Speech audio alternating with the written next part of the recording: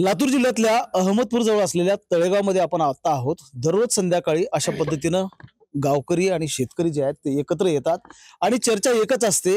वक्फ tribunal च्या ज्या औरंगाबाद न्याय प्राधिकरणानं ज्या नोटीस पाठवलेल्या आहेत शेतकऱ्यांना, 103 शेतकऱ्यांना नोटीस पाठवलेल्या आहेत आणि या न्याय प्राधिकरणाकडं सय्यद इरफान पटेल नावाचा जो व्यक्ती आहे त्यांनी दावा केलेला आहे की या 103 शेतकऱ्यांच्या 300 एकर जमीन जी आहे त्यांच्याकडे असलेली ती जमीन त्याची आहे आणि म्हणून वक्फ बोर्डाने याच्यामध्ये दखल घेऊन या जमिनी शेतकऱ्यांकडनं त्याला घेऊन द्याव्यात. आता या शेतकऱ्यांनी काय भूमिका घेतलेली आहे, काय शेतकऱ्यांसमोरच्या या अडचणी आहेत ते आपण जाणून घेण्यासाठी या गावामध्ये पोहोचलेलो आहोत.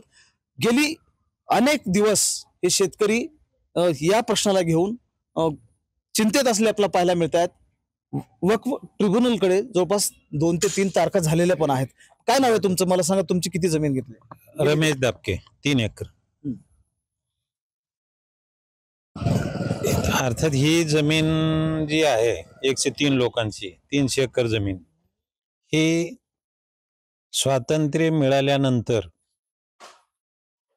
हैदराबाद महाराष्ट्रामध्ये देशामध्ये सामील झाल्यानंतर या गावातल्या काही मुस्लिम कुटुंबांनी जमिनी विकून इतर ठिकाणी स्थलांतर केलं.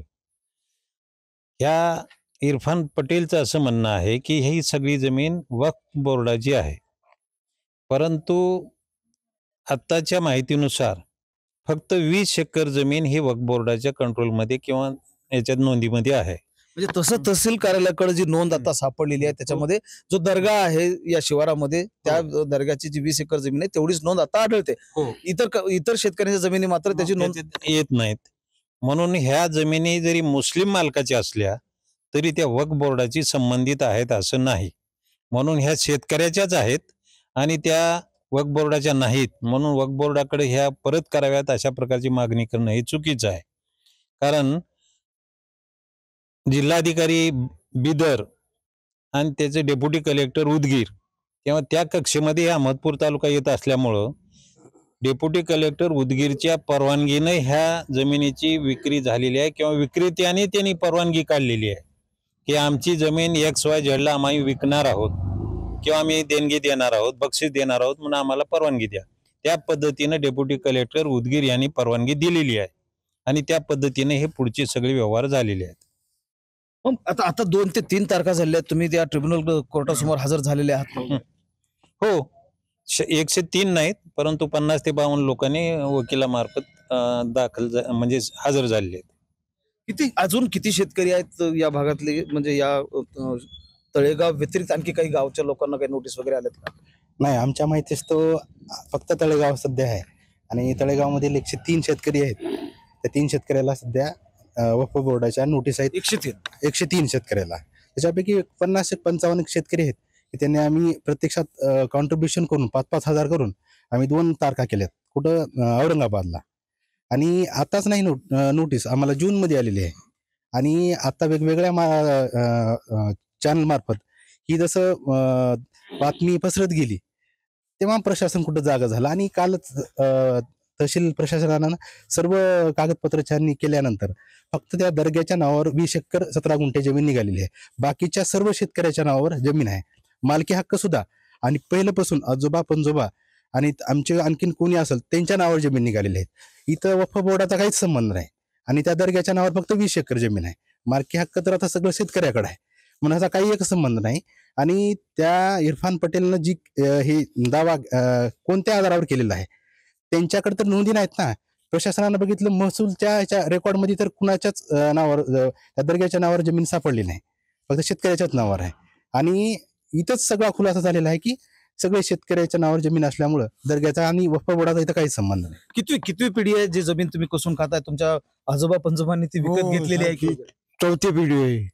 आजा गेला, पंजा गेला, वडील गेले, काय आमची 4थी पिढी चालू आहे. हे वक्फ बोर्डने हे आमच्यावर अन्याय केलेला आहे एकदम. हे शेतकऱ्यावर हे अन्याय केला. आम्ही जगायचं कसं साहेब? जगून आम्हाला 2-2, 3-3 एकरी जमीन आहेत. कसं करायचं? आम्ही कसं भागवायचं? जर वक्फ बोर्डने ही जमिनी घेतल्या तर आम्हाला झाडाला फाशी घ्यायची पाळी आहे सर्वाला. सगळे शेतकरी जे आहेत 103 शेतकरी या तळेगाव मधले, ह्या सगळ्यांच्या जमिनी ज्या आहेत त्या विकत घेतलेल्या आहेत. विकत घेतलेले आहे ते पूर्ण रेकॉर्ड आहे ना हो का 7-12 तेव्हापासून 7-12 आहे साहेब आमच्याकडे. 1954, 55 आणि 56 ला या जमिनी खरेदी करण्यात आल्या. हो 1955-56 मध्ये पूर्ण खरेदी केल्या. खरेदी खत सहित आहेत आमच्याकडे कागदपत्र. म्हणजे लातूरचं जे प्रशासन आहे त्याला देखील पार्टी करण्यात आलेलं आहे. वक्फ बोर्डाला जे विशेष कार्यकारी अधिकारी आहेत त्यांना देखील पार्टी करण्यात आलेला आहे. 103 शेतकऱ्यांसह जिल्हा प्रशासन देखील या केसमध्ये पार्टी करण्यात आलेला आहे. मला सांगा तुमची कितवी पिढी आहे आणि आता हे कितव्या पिढीनंतर प्रश्न उद्भवत आहे? आमची 4थी पिढी आहे. आणि एक मिनिट. हे बिदर जिल्हा असताना आमचा त्यावेळेस कागद आहे. खरेदी खरेदी खरेदी कर कलेक्टर बघा हे जे कागदपत्र दाखवत आहेत हे 14/3/1956 चे आहेत. म्हणजे त्यावेळेचं खरेदी खत आहे आणि हा प्रश्न एवढ्या अनेक वर्षानंतर आता उद्भवतो आहे आणि त्यामुळे शेतकरी चिंतेत असले आपल्याला पाहायला मिळत आहेत. एकूणच जर लक्षात घेतलं तर आत्ता या घडीला तळेगावच्या शिवारामध्ये किंवा गावामध्ये एकही मुस्लिम कुटुंब राहत नाही आणि त्या काळामध्ये जी मुस्लिम कुटुंब राहत होती ती आता औरंगाबादला राहत आहेत आणि त्यांचे जे काही वारस आहेत त्यांनी हा जो दावा केलेला आहे ट्रिब्युनलकडे आणि त्यांनी नोटीस पाठवून या शेतकऱ्यांमध्ये खळबळ उडून दिलेली आहे.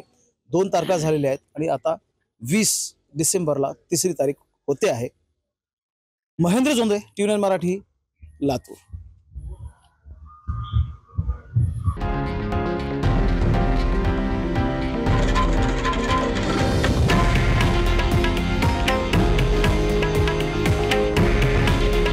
हे आहे देशातील नंबर 1 न्यूज नेटवर्क आणि आपण पाहत आहात TV9 मराठी. काळजी तुमची, हित महाराष्ट्राचं.